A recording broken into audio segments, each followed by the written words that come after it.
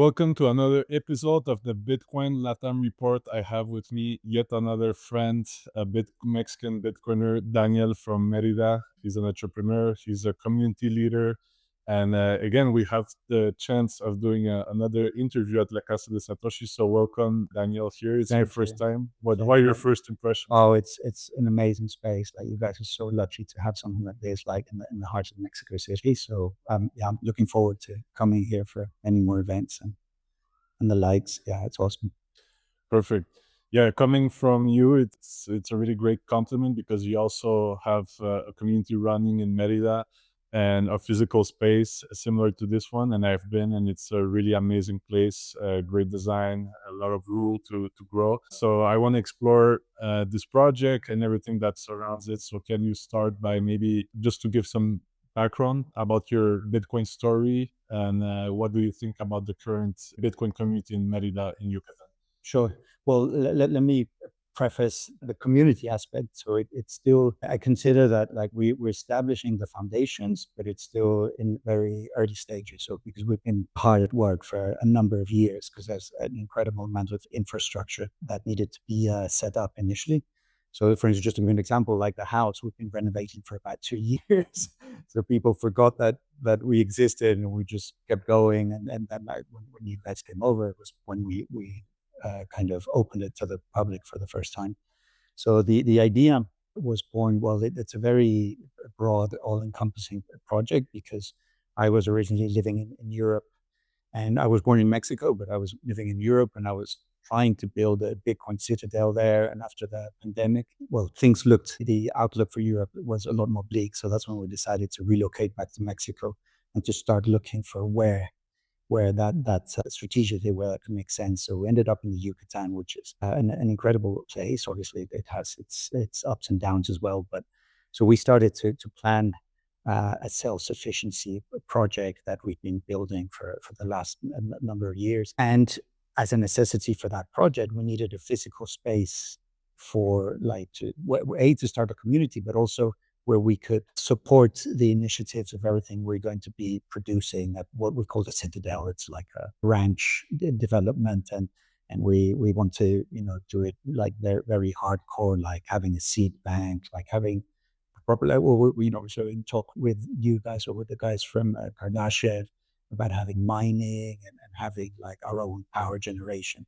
So it's a very ambitious project, but then that forced us to look into Merida, which is the capital of the Yucatan, as a very like targeted place where we would need to have a physical space to start like Bitcoin adoption, because this is a very delicate subject. For instance, I interact a lot with what they call Citadel builders in Bitcoin community, which could kind of the crazy prepper type.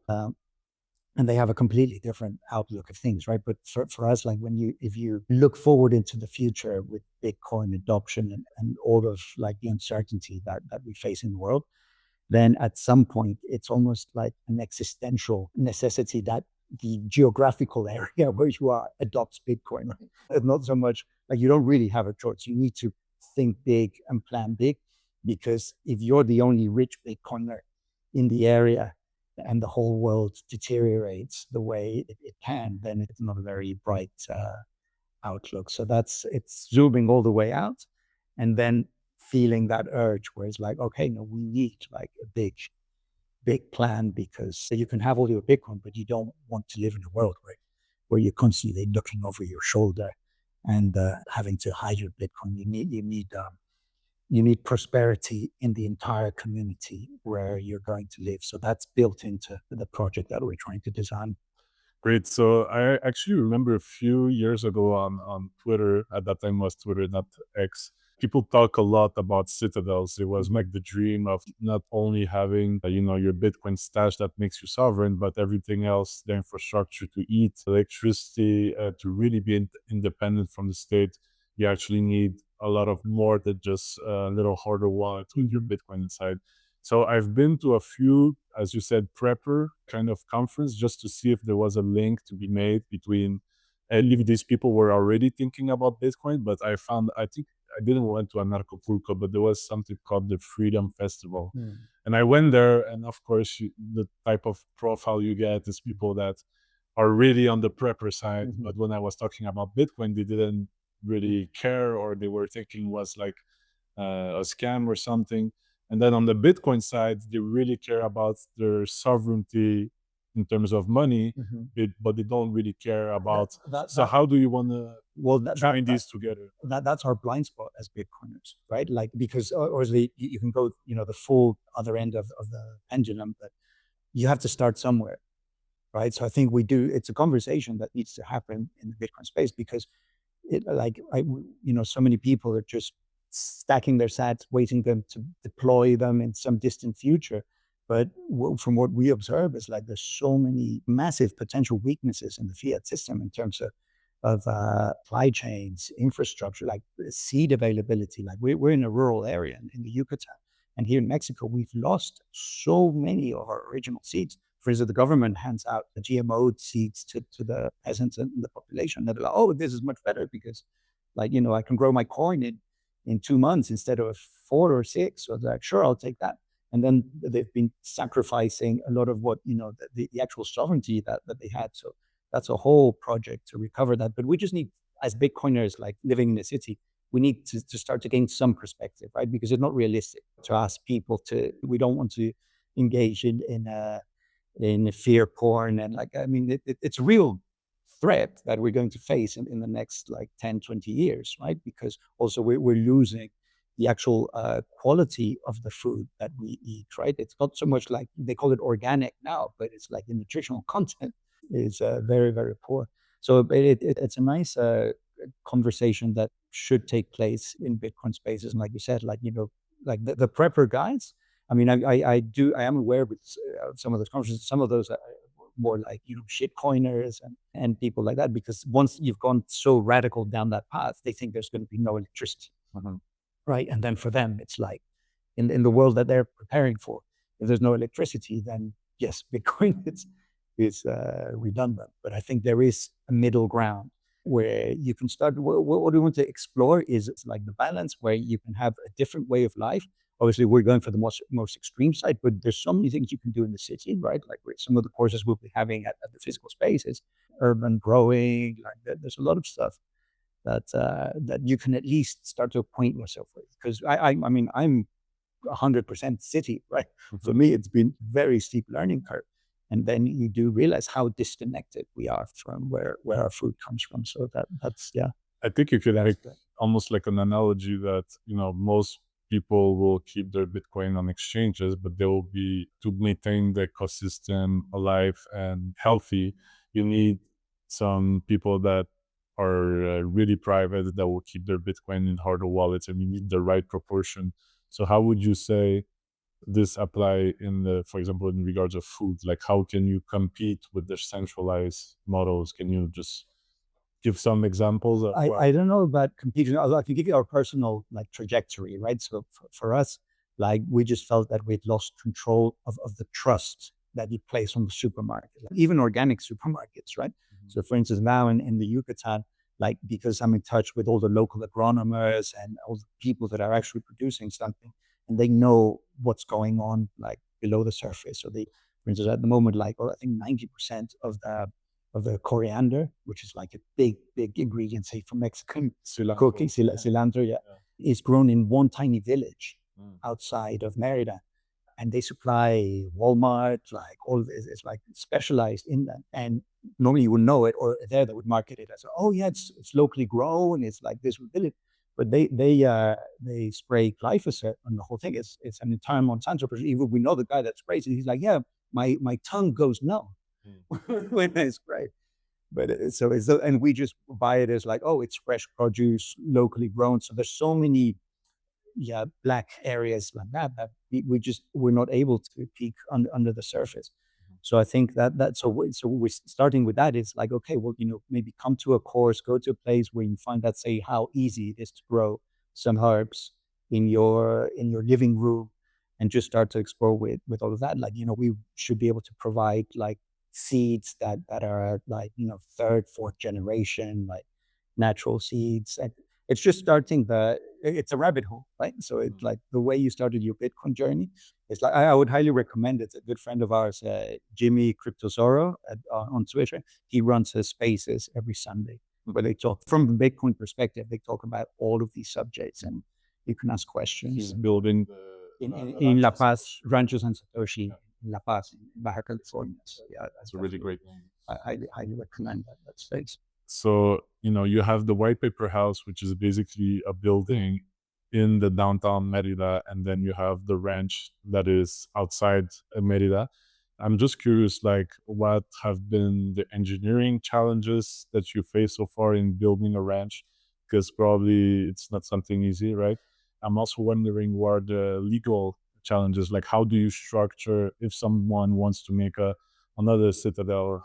How has been the process so far, and what do you recommend for someone that? Yeah, so I was gonna say, we are about to face the engineering challenges, so all of that will come, and so we were already producing food, but it's very rudimentary, right?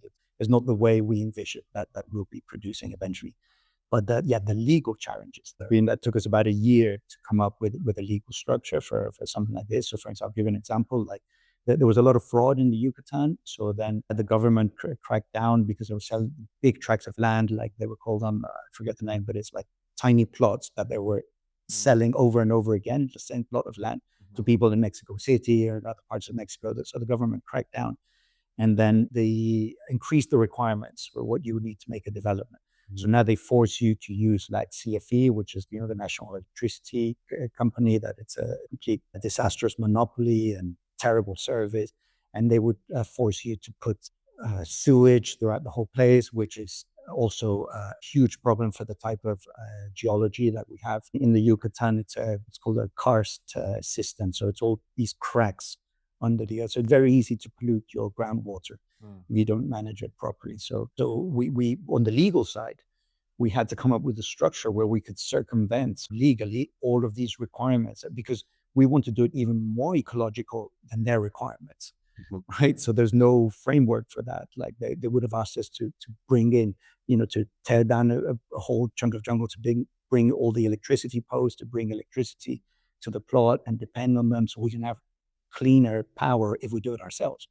Right. But you have to find ways around. And so now we're super happy because we did find a way. Now we're talking, to you guys, to the Kardashev guys, about being able to develop like an autonomous energy production. So yeah, on the legal side, I think we've encountered like the most challenges, but that's done now. We're happy with the result. And you met Carlos, like our lawyer, and he has a public notary office there, so he's been instrumental in setting up also the legal framework for how to be able to accept Bitcoin payments for real estate. So there's so many things that we've been developing in parallel, with just the simple goal of arriving at the start line of where we can, offer this to people and see who's interested. I can only imagine how hard it can be to start a project like that, because starting our company, Aureo, all the licenses, all the compliance that you have to do, and that's just basically a website and an application. So being involved in the real world and having conversation with Santiago that is involved in mining, did have to deal with way more problems and regulations, which is a sad thing because it reduces how much innovation it can happen, because everything takes time and it's really costful. So I hope things will continue to go well. Do you have any advice in regards of like if you will have to do something differently? So what we're trying to do is share like so for instance, with Jimmy that he's doing, we share a lot of knowledge, like whenever he finds something about, the specific Mexican system. Because for instance, now, like all the laws are changing so quickly. So for instance, they just introduced a new water law where you cannot, when you resell your big rural property, you cannot inherit those water rights. So those water rights revert back to a centralized system for the whole country, and then you need to apply again. So there's a lot of control that's getting, that's in play in the background.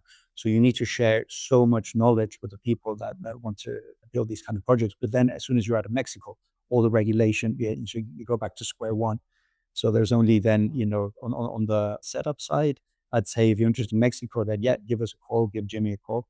we're happy to share like all the lessons learned, and then abroad it's a whole new game board, right? So So you plan to do the Citadel? Are there's gonna be like people living there? Is it like only exclusive to Bitcoiners? What do you wanna? not What's necessarily. the We want people that want self-sovereignty, right? So we're talking to, at the moment, we started it with like friends and family, like we're starting the first few homes. So we started with the food production first because that was the most challenging thing for the type of climate where we're at. We had to find out before even contemplated, we had to find out if it was possible, right? Can we Mhm. grow the type of food we intend to there? And so we've had 2 years already. So we're in our second generation of like, the local harvest and getting our own seeds. So that we had to find out it was possible. And now we're starting with the first few builds and the actual development of the whole project. And so, yeah, we do have plots available for sale. There's no particular, it is kind of invite only, but we like to speak to people to make sure that they understand what they're getting themselves into. So we're not, trying to just sell it to someone because it's not for everyone, Mhm. right? So we want to make them very aware of the type of project they're getting into.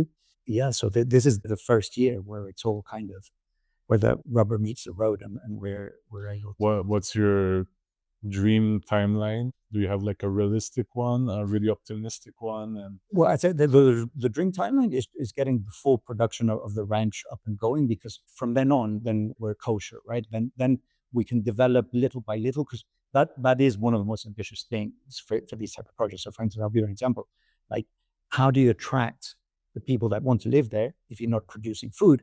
But how do you produce the food if you don't have the people living there? That's where the space in Mérida, the white paper house, comes in, is because we needed an interim buffer to be able to allow us to mitigate, to sell the produce, to get some income from that, to make, so then we're able to develop at a realistic pace, right? Rather than have 6 months try to sell everything and do things like in a half-assed way, or like, yeah, it is very tricky to balance that. So I think we were lucky that we've hit the sweet spots, and now we can start selling some of the stuff, not necessarily to Bitcoin, it's just to everyone that comes through that, because it's a very tourist area, as you saw in where we are in Mérida. And then, so from the ideal perspective, I think we have, when you're asking that, have reached that point where we have enough people that are starting to build, that will have enough homes to sort of get the thing off the ground, but also we have the outlet where we can start to sell the projects. and apart from selling the food that you're producing on from the ranch in the white paper house, do you have any other plans in regards of the white paper house? You already done some events with your party, for example, and invited some influential people from the Mérida region to talk about Bitcoin. So it's the So yeah, that's such a great question, because that ties everything together. So for us, when I mentioned before that it's an existential issue if you don't have your entire community adopt Bitcoin, we had to zoom out and plan really, really big, right? So the idea is for the entire state to become some kind of Bitcoin destination. So we had to start speaking to local government, getting them excited about the ideas, what Bitcoin can do for the community. So, for instance, initially a couple of years back, we started working with Bitcoin payment systems. So we already have a handful of very established hotels, restaurants in Mérida that can accept Bitcoin, and that looks like we are starting to get support from the government to make an actual formal initiative that pushes Bitcoin adoption in the state.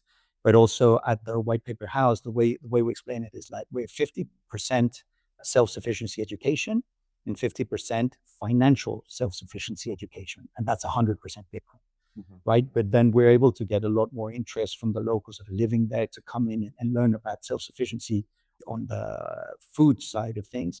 And then immediately they're faced with a huge blind spot that they have. And then it's a very smooth transition to go from there to like, oh, wait a minute. Because at first we start talking to them about like there's a weakness in your food system, and then they're shocked.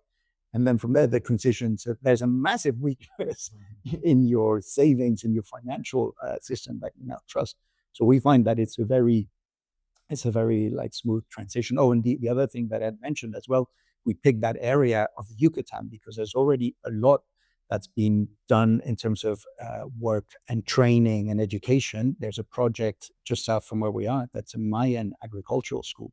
These guys have been running it for It's a couple of priests that had this project, incredible project. This year they turned 30. So for 30 years, Wow. they've been training the local population. So there's already culture there for self-sustainability. So with them, so for instance, the people from the city, we're teaching them about food and then bringing them to Bitcoin. The people from the countryside, they already know about the food, but then we're teaching them about Bitcoin because it opens their market. So now, for instance, they're able to sell some of their produce. And one really interesting topic in the area is that we have this type of, it's called Melipona honey. It's a tiny stingless bee. You have them in Central America and in Brazil and other parts. That it is very rare.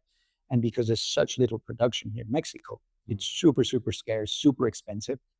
So the communities there are able to learn the parallels with Bitcoin because they already have their income comes from a produce that's very scarce that gets counterfeited, right? Because some people, so the Melipona hive, it produces so little that you have to harvest it with a syringe.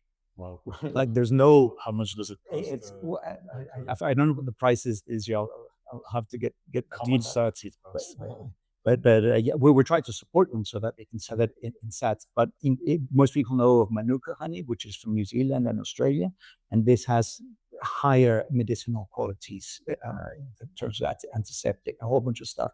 Melipona, but they're learning like through what they know. Oh, so I was explaining that in the production of the hive, some people remove the entire hive because it's worth a lot, and then they leave sugar for the bees. So that's so Fiat, right? Like the bees are eating like white refined sugar as their energy intake, and then they're producing like a much lower grade of Melipona. So the traditional way is that they have to eat at least half the hive for them to survive winter, and do that so that the community is already well aware of a commodity that gets distorted in the fiat system. So whenever we start to talk to them about money and we present Bitcoin, they draw so many parallels with this like super scarce honey.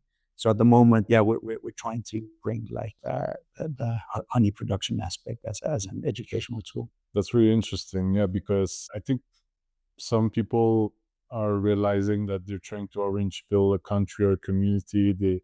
They will tell the same old story that Bitcoiners in the States will talk about Bretton Woods and the Fed and everything, but people don't care. They want to hear about local stories and they can understand, right? So I think that's something really good you're doing. You mentioned that, you have to somehow bring some clients or tourism into Mérida to actually, start this Bitcoin circular economy going. So what will be your touristic pitch for someone from the States, Canada, Europe about Yucatan, Mérida? Well, Mérida and the Yucatan state in general. Like, what's your pitch? Well, I mean, it's already quite an established tourist destination. I would just say there's some incredible nature, like for us, like what we value the most. And there's another huge parallel with Bitcoin time preference and all this.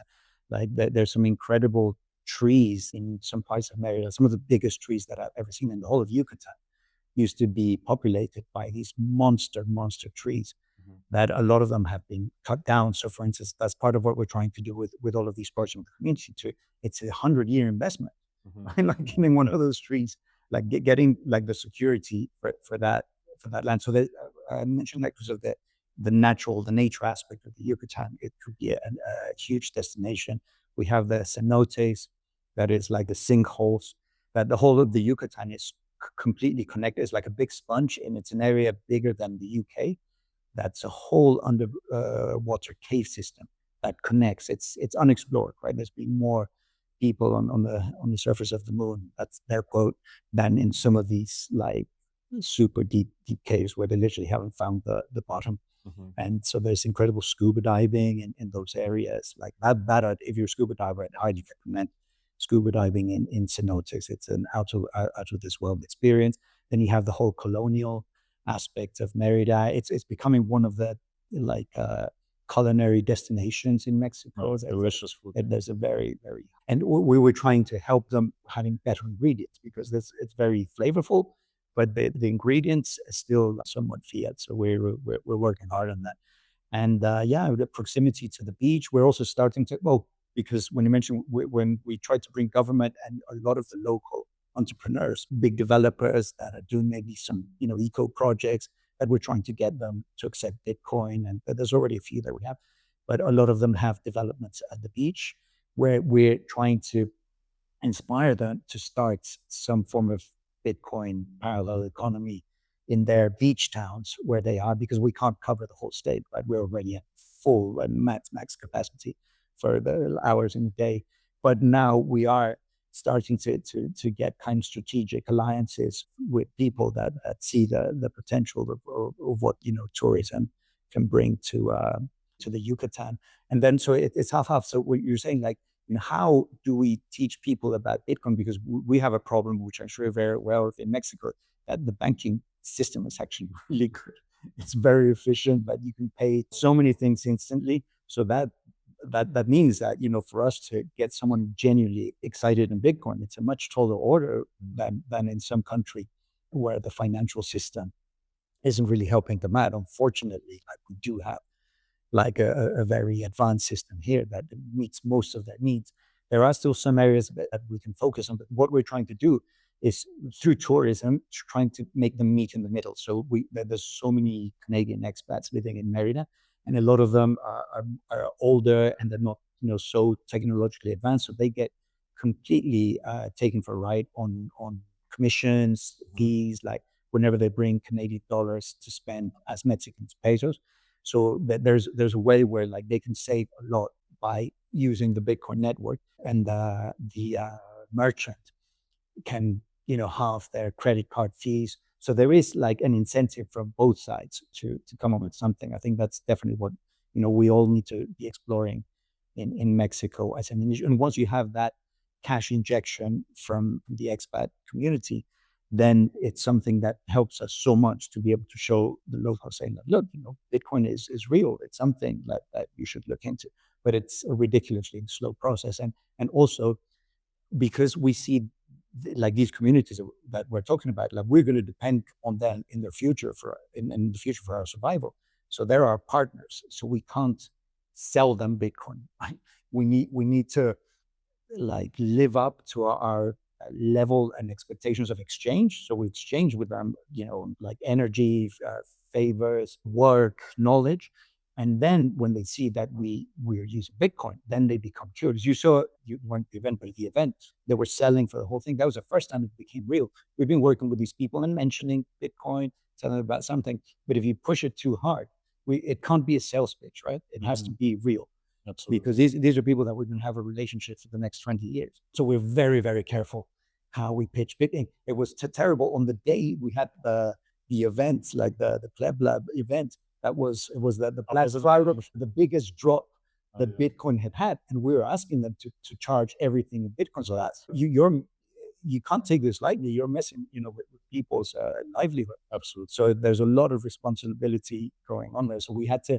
So we're almost trying to find ways where we can inspire the Bitcoin aspect, but we can't push it onto them, right? We think that's the only way to reach longevity, right? But they are right now, after 3 years, for the first time in one of these towns, like, we've been ticking the guy in Bitcoin. He's like, oh, it's gone up. Oh, it's this. Yeah. And then just recently, when we had one of the events, it's like, you know what? Pay me in Bitcoin. Yeah. And that's completely, because that is self-participation. He's had 2 years to get some exposure. And then at some point, he was ready to say, like, yes, pay me in Bitcoin. Mm-hmm. And it took 2 years to get to that point. Yeah, if you try to, but that's going to stay, right? That we've made the bond now, so it's realistic now. So that's the way we're looking at doing now. If you try to force it too much, it's like, oh, you want to push to Bitcoin, you want to spend it too much. Well, especially when they don't need it, because they have such good, like, or any OXXO, you can go and make some kind of financial transaction there. So yeah, but no, there's we would just need to get creative and keep at it, right?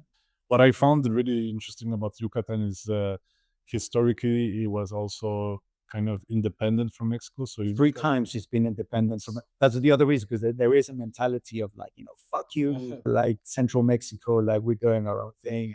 Yeah, I really love that. You can feel it. You will feel Mexican, but first you'll be Yucateco, then Mexican, and then.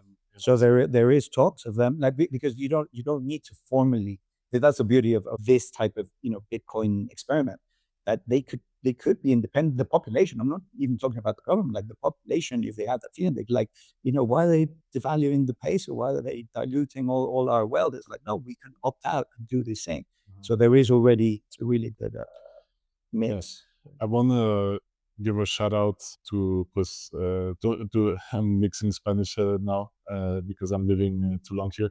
But I want to give a shout out to your mom, Mercedes, a wonderful woman. She's also involved in the projects. I know that she has a lot of experience working with indigenous communities, understanding how they think. So, can you give some of like the learnings you had so far on the interaction of Bitcoin, like what they need, what is Well, sort of dates? let me give you a very real example. For us, like, so my mama had to drag her out of retirement because she comes from, like, 40 years or so working in development in international work. So she knows firsthand how bad it is and how soul destroying it is, right? To try and make something better. But then she used to be a communist. So she's done full circle of, like, because during her generation, it was like that was the way to make a fair system in their head, right? And then eventually in her 70s, she's like, oh, it's the money that's broken. So, these, like, rule-based system is what can actually make it fair for everyone. So she's been kind of instrumental in guiding, once she understood that that was the tool that was going to get the job done, in guiding, how to go about that. But I'm going to give you a very specific example about a wallet, because just recently, like, another example of a lady that she's been exposed, she's been talking about, but just recently she wanted to start charging with Bitcoin, and we're using Wallet of Satoshi.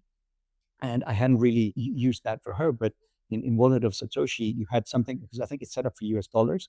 So when you start inputting it, well, there's something also key for anyone developing in Mexico. The dollar and the peso sign are the same. So you just leave the dollar sign. It's super confusing when you're having to change between the two. I already tried to scam someone during the conference because I was charging him 80 bucks for an ice cream when it was 80 pesos, right? Just because it's not easy to view the changes in currency.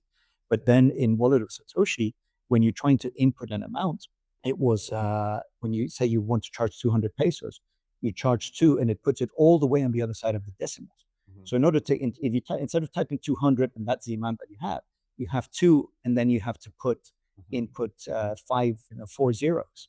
But then she couldn't comprehend that. So already as a user there, I had to say, like, I was confusing even more. So, and it's something so simple on the programming side, but there's so many areas. So my mom, she's looking at all that. So we don't have a wallet we can use. Yeah, imagine from the amount of options we have from all the Bitcoin wallets, why we don't have one that we can recommend and say, like, this one has pesos.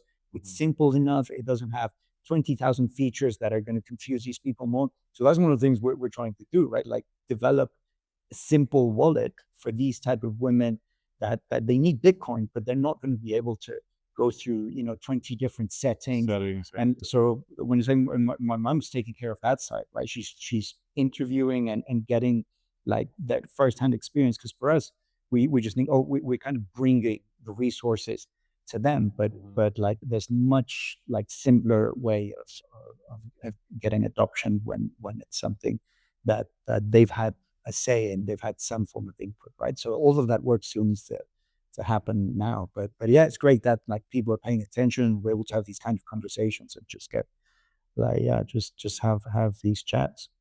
Yeah, it's you're totally right. We organized like a Christmas Bitcoin bazaar. We had like 15, 16 merchants, and some of them didn't knew nothing about Bitcoin, and we showed them how to use wallets of Satoshi at the beginning. Some mistake happens, for example, covering, and because I changed in the setting for everybody in pesos. So when they type in the amounts, they actually put it the pesos. But sometimes it happened where they got paid sats. All of these things, right? So yeah, There's little details. Yeah. And the another thing is that it's so easy to fix. Yeah. Well, I mean, it's not, it's not the end of the world. And It even happened to me, like I bought like basically something from each merchant just to get things going, and I was trying to buy like a piece of art and was saying insufficient fund. And I was like, what's happening? And I knew I had enough for what I was purchasing, but it was like the only merchant that arrived later, and so I did help him configure right. pesos, and he was charging Charging you in dollars, yeah. and even for me, for a minute, I was like, confusing. Yes, I don't know, like, but I don't know how easy it is, but we need that way. Like, if you're using a wallet in Mexico, you should be able to download one wallet, but that's it. It doesn't. It's done for you, right? You don't have to go into the settings and mess with so many unnecessary things, right? So yeah, let's get on it. But Yeah. I want the Oreo.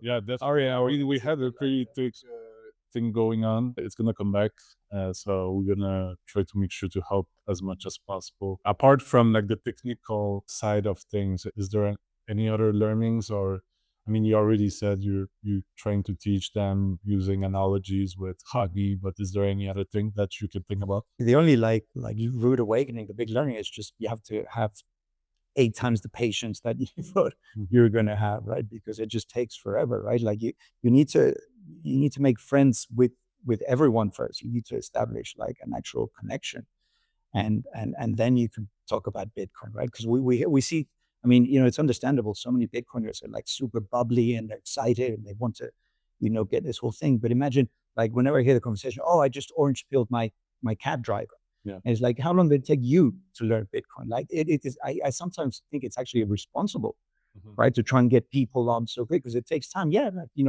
give them an introduction or something, but it's a much longer process than what we're aware of. But the key thing is that once you orange pill one person properly, then they become a teacher. They're a mouthpiece, right? Because you can have 100 people knowing 10% and barely getting by, and it creates more confusion because they'll have mistakes, they'll have bad experiences, all of that.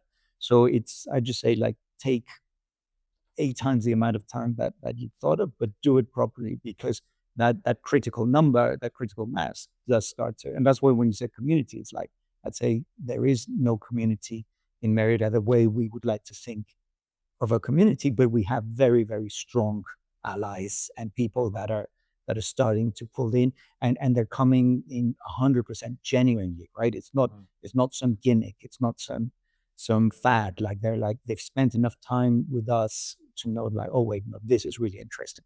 So that's really what But we're. yeah, so for example, the community here in it's fascinating how much like Bitcoin communities in Mexico have been growing in the past year, and each one of them is really different.